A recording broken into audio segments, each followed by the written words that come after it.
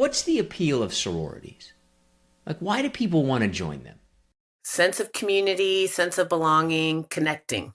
It's not just to join the cool club. I personally do not, which is why I'm here, do not think it's joining the cool club. I feel like everyone needs to find their people, whether that's through a sorority or whether it's through theater or whether it's through the equestrian club, whatever. Finding your people is everything. Everything. How hard is it to get into one? The resumes that I see come across my desk now are insane. I mean, I went to Georgia with a 2.6 GPA. Like, no. Now you can't get into these schools. I'm using Georgia as an example with less than a 4.0. So how do you set yourself apart in Rush and beyond? So you have to intentionally prepare for the process, just like you intentionally prepared to apply to college or do anything. It's just everything's ramped up now. What are sororities like looking for? They are looking for well-rounded, dynamic, interesting, kind, genuine people. What would you say to people, though, who hear that answer and go, bullshit? Well, I do have a lot of people who say bullshit to me about it, and I would say to them, do your homework. You don't know what you're talking about. And there are a lot of people out there who immediately judge, one, what I do, what sororities do, sorority girls, without actually researching. And that's, feel free to judge if you've done your research, but if you haven't done your research, then you need to shut up. So as a Rush consultant, you help people with the Rush process. Why did you start doing this? So I went through Sorority Rush my freshman year at Georgia and did not get in a sorority. So that was crushing to me. And it was really, really hard to connect because that's how I wanted to connect. I wanted to be a part of Greek life. My roommate, very, very sweet girl. I'm still friends with her. She just hosted a book launch party last week for me. She did get in a sorority and she was great to me, but she was always busy. She always had places to go, people to see, all that. So I went back through Rush my sophomore year and pledged my top choice, but those feelings stayed with me forever. So that is what I'm trying to accomplish with my business and my life's work, is to help people navigate this system so they don't go through that. And it's trauma to leave home, go to college for the first time, all the transitions, and then be rejected right off the bat. It's tough. Yeah, I can understand that. You're out on your own for the first time. You're trying to join this group that you want to be a part of, and you get told no. Right. How do some women react from that? Many of them transfer schools. Many of them go home. I mean, there's nobody that gets through it unscathed in that situation. And the reactions are different, but they're almost always more than you would have expected before. And the parents are also often blindsided. Do you then have young women who will come to you just in a state of mental distress about this? Oh, yeah. Yeah. Lots of mental distress. A lot of parental mental distress. There's a lot. We get a fair number of clients, I'd say maybe 40% after the fact, when they're like, wait, I thought I was just going to show up, go through Rush, and it was going to work out, and they get blindsided. So they're either transferring, or they're going to go through again, or they're going to go through what's called continuous open bidding, which is a whole nother podcast episode. But there's a strategy after the fact if you don't get in. Do you think it's too competitive, right? Do you think, has this gotten to the point where this is too much for these young women? Or is it, no, this is the real world and you got to get ready for it? I feel like there is so much pressure on these kids today, regardless. Yes, I think it's a lot. But it is a finite amount of time. And assuming that you end with a result that you can live with, then that's okay. But I feel like everything is so ramped up for these kids. And I mean, the things that they are doing to get into college are just insane to me. I mean, great, but like insane. Like, I mean, I was like ripping cigs behind the gym in high school, They're so much better and more involved and more philanthropic and all these things. So it's really hard to set yourself apart in anything, including Rush. So let's kind of jump into the mindset of somebody who's preparing for this. So we're recording this in May. What should people be doing now to get ready for Rush?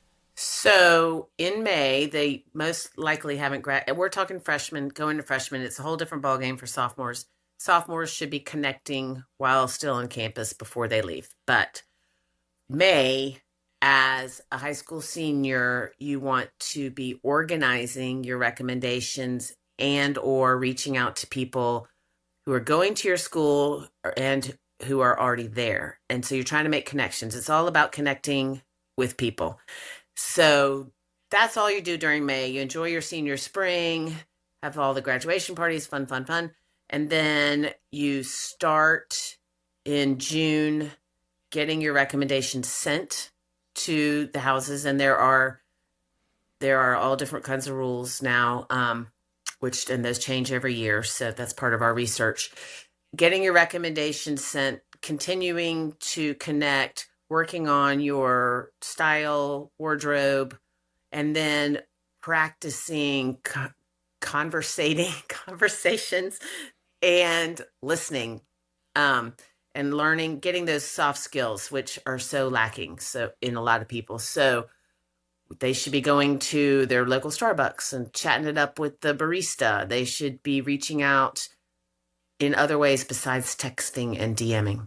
Yeah, like, do you feel like people are more prepared for this now than they were a few years ago, or are they less prepared for this now than they were? Less. The games have changed. Also, I can't believe I forgot to mention this. Social media is a huge thing, and you should already have that in May. You should make sure that that is what you want to portray, because the minute you register for Rush, they're going to start looking at your social media, getting background on you. They're going to do a deep dive on you. So your social media needs to be perfect. But I forgot. What was the question? Do people seem more prepared for this now or less prepared for this now than they were 5, 10 years ago? Less prepared, which is one of the reasons I wrote my book and why I have my company. It's gotten so competitive. The numbers are just increased. People are more interested in Greek life now than they ever have been. So how that translates is, if you show up thinking you're going to be able to you're going to wing it and just walk into the sorority of your choice, then you have a world of hurt coming. I mean, it can happen. I've seen it happen, but not nearly as much as if you've prepared. If you were going to kind of look at it like, okay, what are the 3 big things that most sororities are going to be looking for out of potential members? Grades, personality, and charisma. It is not about looks. It's really not about looks, or It's really not about looks. It's really not about looks. And I've never picked a friend because of the way they look. And there's a lot of noise out there. There's a lot of noise with Rush Tok, and there's a lot of ooh, you have to be skinny, blonde, and pretty. But if you boil it down, it's really about girls or young women trying to find genuine friends. And so the fact that somebody's skinny and blonde and wears pink doesn't factor into friendships. And if it does, then those are the wrong friendships. are you ready for some harder / listener submitted questions? Sure. Who's harder to deal with, the potential sorority members or their parents? Depends. It's case by case, but traditionally parents. How come? So here's the thing. I'm a parent, and I would do anything for my boys and my daughter-in-law. I would do anything for them. And when it's out of your control and you're used to opening doors and you're used to helping them, you're arguing with the coach about playing time or whatever it is, you're all of a sudden you have zero control. And you have a sorority rush consultant so you're yelling at the sorority rush consultant. And then, I get a lot of flowers after Rush. Oh, I'm so sorry that I was so mean to you, but it's really hard for parents to understand that this is something that their daughter is prepared for, that she's most likely, if she's done the work, going to find her people, and that's really all you want. But they straight up lose their minds during Rush Week. Straight up. What would you say is kind of one experience like that stands out to you the most? This was I don't know, a long time ago. But I worked with the mom and the daughter, but mostly the daughter. The daughter understood. So everybody gets cut, right? Everybody gets released. You can't end up with more than one. It's just a means to an end. And it stinks, but it is how it has to happen. So the girl was prepared for this. I mean, she was upset, but she was, we were working through it, helping her pivot, all the things. And 2 in the morning, my phone rings and it's the dad who I'd never spoken to before. And he's like, "What the hell? I hired you and my daughter is," and so here's the thing. You know your daughter, or they know their daughter. They know that she's wonderful and they know that she's all these great things, but they don't understand the system. So when something happens, like an inevitable cut, the parents are like, so he was losing his mind. So I stayed up with him on the phone from 2 until 7. But it it's really shocking, and that's not abnormal. Why do they take it so hard if they don't get into alpha, alpha, alpha, and they instead get into beta, beta, beta? Like, does this really affect people's whole life trajectory? That's not what they're upset about.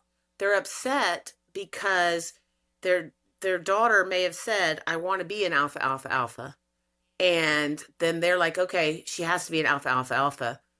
But in reality, keeping an open mind is so important because beta, beta, beta might be her people or whatever. But so this is what we work with on the daughter. There are parents out there who are like, my daughter has to be what they perceive as the top sorority, and we don't even take clients whose parents say that. That it is sometimes they bait and switch us, but we don't take clients who say, "Oh, I have to be in one of these top three sororities," because you're doomed for failure. Because let's say even if your best friend from camp is in one of those top three sororities and you're being rushed like crazy, let's say the sophomore that's has more friends in the sorority, but it's the sophomore who has more friends in the sorority has a friend from camp and she's advocating for that person and their best friends. And so then all of a sudden, even though you are sure you're going to get a bid from them, it doesn't happen. It doesn't have anything to do with you. Your friend still loves you, but the other girl had way more connections in the sorority. So there's all kinds of dynamics that play out. Can you, just as somebody not knowing anybody, not having any connections, just get into one of these top sororities? Or do you kind of have to know somebody? Well, you're talking to the wrong person when you're saying top sorority, because I don't think that there's a top sorority. I recognize that there are traditional ones, but because of the competition at every school, and this includes Ivy League down to Sanford and Alabama, at every school, there are, you're going to find your people, but the competition is so tough that, so let's say, I'll just use numbers as an example. Let's say 2,000 people go to Alabama. No, let's use Georgia. All right, 2,000 people go to Georgia. Now the rigor's there, so they're 4-0, wonderful. If there are top 3 or 5 sororities, where are all those other amazing, smart, dynamic girls going to go? They're going to go into other sororities. So you can find your people, and there's no such thing. Although I'm recognizing, and I do recognize it in my book, that there are like people who think that this is traditionally, that's usually a little more old school, grandmothers, grandfathers, I mean, grandmothers, mothers, aunts, that kind of stuff are like, "Oh, you have to be a whatever, wherever." But that has really gone by the wayside, and it has to, just because of the sheer numbers. What do you think has been the biggest change that you've seen in the way that Rush happens since you've been doing this? The biggest change in the way Rush is done, I would say the social media part of it is one, Rush Talk has made people think sororities are something different than they are. And I mean, super like the dances, outfits of the day, all that stuff. It's really fun to watch, but that's not what it's all about when you get in. And so that's the biggest change is people watching that, having those expectations that they're going to be doing coordinated dances in $5,000 outfits when they get to campus. And then they're like, "Wait, why is this person wearing a t-shirt and just chilling with me?" It's just a different, social media has put a shiny spin on everything. Yeah, And there are some shiny parts for sure. but going in expecting that that's what it is has really done a number on these people. One of the big questions that we got is about Rush Talk. Like, what is your overall thoughts about it? Like, when you first started kind of seeing that stuff appear, what did you think? I think it's a fun thing to watch. I do think it can be dangerous for someone to see someone saying, "Oh, my David Yurman bracelet, my Hermes bracelet." You don't need to have brands to be successful in Rush. And I feel like, especially for people who might not have the budget or the money for that, I think it can be really daunting and it can be really a bad thing. So I think understanding what Rush Talk is, which is very entertaining, cool, whatever, but also understanding that really the only thing you need to have is charisma and grades and confidence. Is this a full-time business? Like, can you give me any perspective on like how many clients you would see in a given year or anything like that? Yeah, it's crazy full time. I have 28 people who work for me. You have 28 people working. Yeah. I thought you were going to say Um, clients, period, not 28 people working for you. This is no. huge then.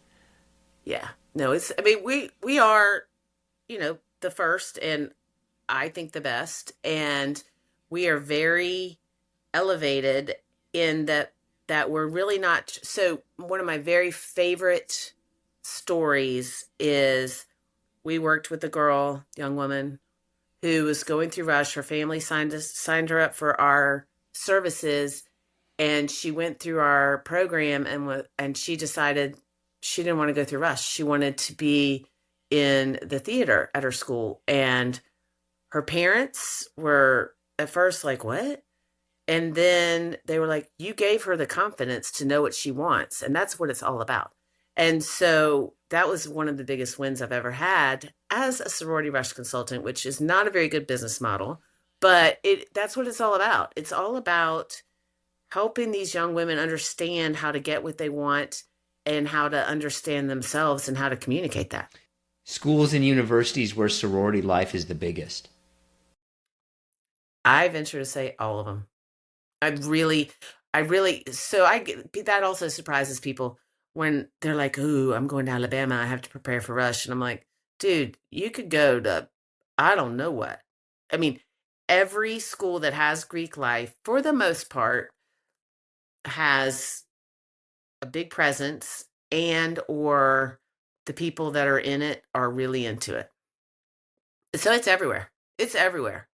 What is a secret score? So there is a score that you get as a PNM before you ever step on campus, and that is your grades, your video, your resume, your all the things that you submit, your rush materials and or connections. It's going into rush knowing that you have a score and that you can only add or subtract in a very low margin from that is important. What do you think of, what do you like, is there anything to read into, or is there any concern in your mind in the idea that you've got 19, 20, 21 year olds judging the future of an 18-year old? Yes. Yes. There's there I am the biggest proponent of Greek life, National Panhellenic. I feel like they're doing the best they can.